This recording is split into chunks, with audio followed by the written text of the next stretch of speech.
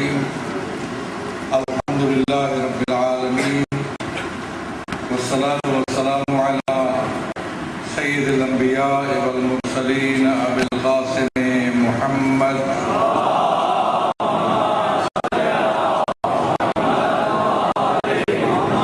وآل الطیبین وصحبہ المنتجبین اما بعد فقد قال اللہ تبارک وتعالی وَلَقَدْ أَرْسَلْنَا رُسُلَنَا بِالْبَيِّنَاتِ وَأَنزَلْنَا مَعَهُمُ الْكِتَابَ وَالْمِيزَانَ لِيَقُومَ النَّاسُ بِالْقِسْطِ۔ سب سے پہلے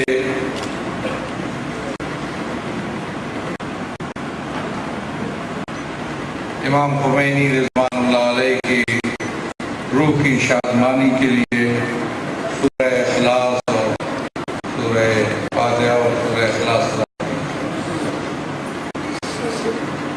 توفیق خداوندی ہے کہ مجھے اس پروگرام میں شرکت کا موقع نصیب ہوا اور اس توسط سے علماء کرام اور آپ برادران ایمانی کا نزدیک سے دیدار ہوا۔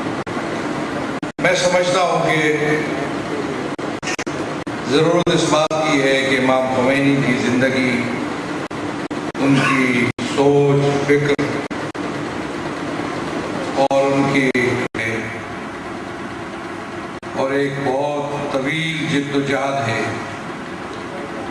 جس کے بعد یہ انقلاب معرض وجود میں آیا۔ اس لیے ضرورت اس بات کی ہے کہ امام خمینی کی زندگی، ان کی ذاتی زندگی، ان کے ذاتی اوصاف، ان کے ذاتی خصائل، ان کے عادات و اطوار، ان کا طریقہ زندگی، ان کی علمی جد و جہد اور اس مرتبے اور مقام تک پہنچنے کے لیے جو انہوں نے ایک کوشش کی اور جد و جہد کی، وہ بھی یقیناً اس کا بھی مطالعہ ہونا چاہیے۔ اور پھر انہوں نے جو انقلاب کے لیے جد و جہد کی اور پھر اس دور کے اندر صدیوں کے بعد ایک عظیم انقلاب کو کامیاب کیا اور ایک نیا نظام اور نیا سسٹم لوگوں کو دیا، ایک نئی سوچ لوگوں کی دی، اس کا بھی یقیناً مطالعہ ہونا چاہیے۔ ظاہر ہے اس محفل میں، اس مجلس میں ان تمام پہلوؤں کا احاطہ نہیں کیا جا سکتا۔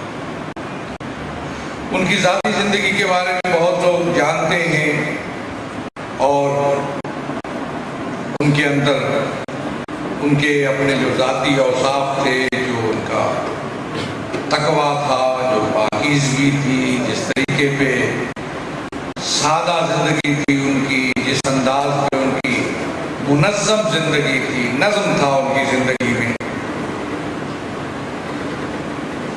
ایسا نظم تھا کہ ہم مغربین کے بعد گھڑیاں ان کی جب امام امیر المومنین کی زیارت کے لیے وہ تشریف لاتے تھے تو ہم ان کی آمد پر اپنی گھڑیاں درست کرتے تھے۔ اتنا نظم تھا ان کے اندر، ہمیں پتا تھا کہ ایک منٹ یا ایک سیکنڈ آگے پیچھے نہیں ہو سکتا۔ یہ وقت ہے جس پہ امام تشریف لاتے ہیں مولا کی زیارت کے لیے۔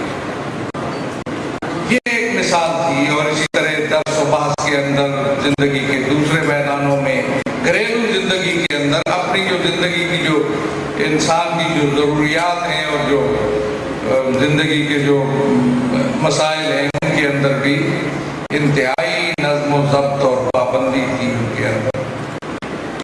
اعلیٰ خصلتیں، اعلیٰ صفات، اعلیٰ عادات، آل محمد کی سیرت کا ایک مکمل نمونہ ان کے زندگی میں دیکھا جا سکتا تھا۔ یہ تو ان کے صفات تھے۔ یہی وجہ تھی کہ انہوں نے نظم کے ساتھ اپنے آپ کو آگے بڑھایا، اپنی جد و جہد کو منظم طریقے سے علمی میدان میں، اخلاقی میدان میں، سماجی میدان میں آگے بڑھایا۔ تو یہ اسی جد و جہد کا نتیجہ تھا، ان کی زندگی کے اسی نظم کا نتیجہ تھا کہ وہ دنیا کی امامت اور پیشوائی کا انہوں نے رول ادا کیا اور ایک بہت بڑے انقلاب کو کامیاب کیا. یہی جو دینی مدارس آپ دیکھ رہے ہیں، آپ جا کر قم میں دیکھتے ہیں جناب معصومہ کے اسی روضے کے احاطے کے باہر ساتھ ہی ملک مدرسہ فیضیہ ہے. اسی مدرسہ فیضیہ میں جیسے آپ کے یہاں مدارس فیضیہ ہے، اس مدرسہ فیضیہ میں پڑھنے والا طالب علم کسی کو یہ نہیں پتا تھا کہ یہ دنیا کی راہبری اور رہنمائی کا فریضہ انجام دے گا اور تاریخ کے اندر بہت بڑے انقلاب کا بانی شمار ہوگا. کوشش، ان کی محنت تھی. اور یہ قرآنی اصول ہے، لیس للانسان الا ما سعى، انسان کو کوشش کا پھل ملتا ہے. ان اللہ لا یغیر ما بقوم حتی یغیروا ما بانفسہم ان تنصروا اللہ ینصرکم ویثبت اقدامکم.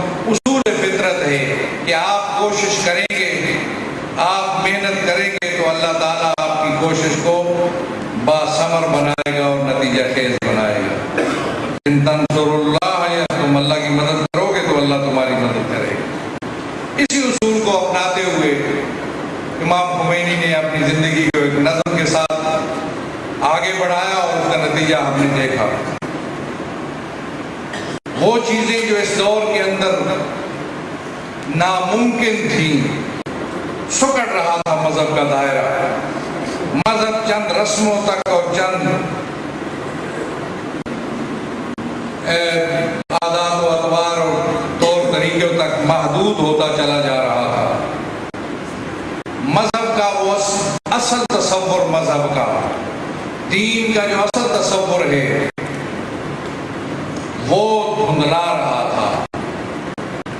دنیا اس تصور سے ہٹ رہی تھی. جیسے ہمارے یہاں ایسی صورتحال ہے، اس تصور کو پھر زندہ کرنا، دین کے اس حقیقی مفہوم کو لوگوں کو سمجھانا اور اس مفہوم کو اپنے خطبات کے ذریعہ، اپنے دروس کے ذریعہ، اپنے خطوط کے ذریعہ، اپنے تبلیغی مشنوں کے ذریعہ لوگوں تک پہنچانا اور پھر اس کو عملی شکل میں دنیا کے سامنے نافذ کرنا، یہ بہت بڑا کارنامہ ہے جو امام خمینی نے انجام دیا.